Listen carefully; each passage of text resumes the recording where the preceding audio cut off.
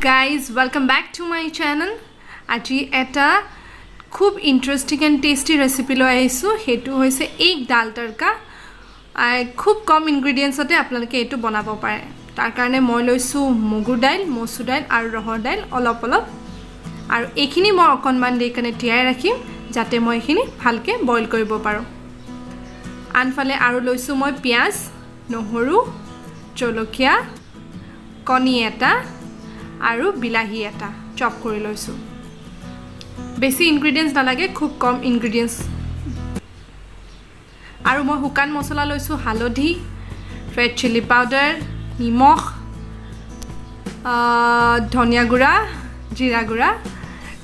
আৰু জিৰা গুড়াখিনি মই ঘৰতে খুন্দি লৈছো এতিয়া মই ডাইৰেক্টলি প্ৰেছাৰ কুকাৰত বইল কৰি লম আৰু পানী কোৱান্টিটিটো আপোনালোকে কমাই দিব লগতে নিমখও দি দিম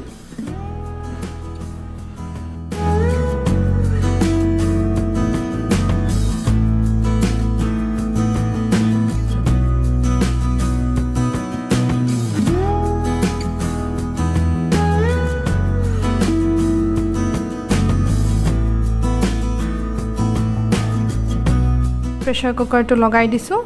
আনফালে কেৰাহীত মই 1 চামুচ তেল দিছো বেছিকে তেল নাই দিয়া আৰু কণীটো ফেটি পেলে মই হেখিনি ফ্ৰাই কৰি লম কণীত কিন্তু মই একো দিয়া নাই না নিমখ না হালধি একো দিয়া নাই জাস্ট নৰমাল মই হেখিনি ফ্ৰাই কৰিম ৰেড নহলো হ'ব ৰেডিশ টাইপৰ নহলো হ'ব জাস্ট বগা বগা হৈ থাকিলে একো প্ৰবলেম নাই জাস্ট অলপমান ফ্ৰাই কৰি মই হেখিনি কাহি থৈ দিম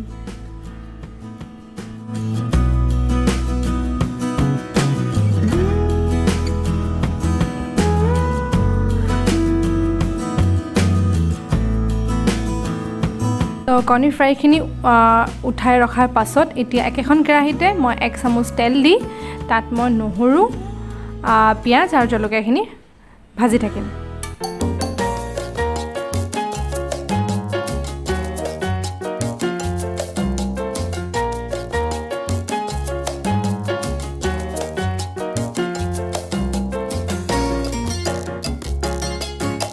ঘৰত যদি কেতিয়াবা সবজি দবজি নাথাকে আপোনালোকে এনেকৈ বনাই খাব পাৰে বহুত ভাল লাগে লগত একো দৰকাৰে নপৰে মানে হে দাইলখিনি হৈ গলে আৰু ভাত বা ৰুটিৰ লগত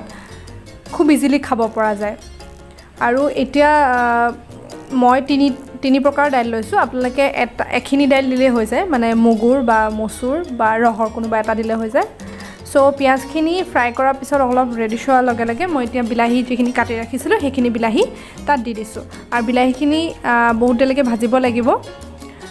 সো লগতে এতিয়া মই যিখিনি হুকান মছলা গুটাই ৰাখিছিলো হালধি নিমখ জিৰা গুড়ি ধনিয়া গুড়ি ৰেড চিলি পাউডাৰ এই গুটেখিনি তাত মই দি দিম আৰু বিলাহীখিনি ভালকে ভাজিব লাগিব গলি যাব লাগিব একদম পুৰাকে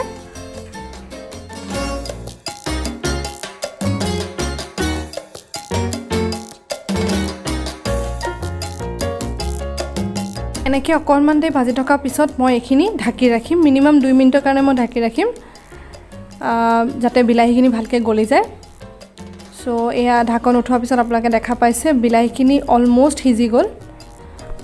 মানে বেছিকৈ নাই সিজা যদি মানে 60% মান সিজিলে সো এতিয়া অকণমান মই পানী দিম যাতে মছলাখিনি জ্বলি নাযাওক সো পানী দি আকৌ মই এইখিনি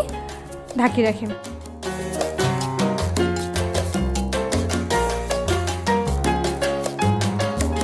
সো ঢাকন উঠোৱাৰ পিছত আপোনালোকে দেখা পাইছে মোৰ বিলাহীখিনি অলমোষ্ট সিজি গ'ল সো এতিয়া মই যিখিনি ফ্ৰাই কৰি থোৱা কণী সেইখিনি মই ইয়াত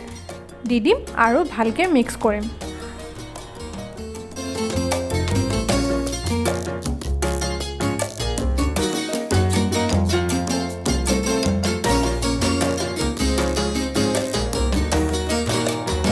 কেতিয়াবা এনেকুৱা এটা প্ৰবলেম হ'ব পাৰে ঘৰত বোলে কণী এটা আছে মানুহ এখোপা বোলে এতিয়া কেনেকৈ কি কৰোঁ তো তেনেকৈ আপোনালোকে এইটো টেকনিকত আপোনালোকে বনাই খুৱাব পাৰে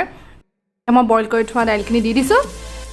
এইখিনি অকণমান দেৰি মই মিক্স কৰিম লৰাই লোৱাৰ পিছত আৰু যদি আপোনালোকৰ গ্ৰেভিটো যদি ঠিককৈ লাগে অলপ ডাঠকৈ লাগে তেতিয়া আপোনালোকে পানী নিদিলেও হ'ব আৰু যদি অকণমান পাতলকৈ লাগে তেতিয়া অলপমান পানী দি পেলাই এইখিনি ঢাকি ৰাখিব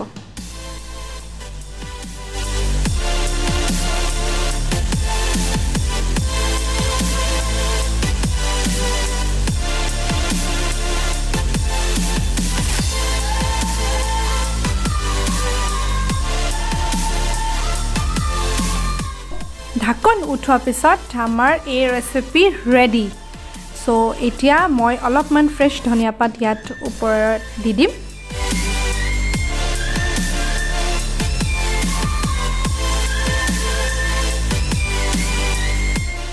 আপোনালোকৰ যদি মোৰ এই ৰেচিপিটো ভাল লাগিলে একদম সিম্পল কম ইনগ্ৰেডিয়েন্টছত বনোৱা এটা ৰেচিপি হয় প্লিজ লাইক কৰিব আৰু সাবস্ক্ৰাইব কৰিব নাপাহৰিব মোৰ চেনেলটো thank you so much for watching it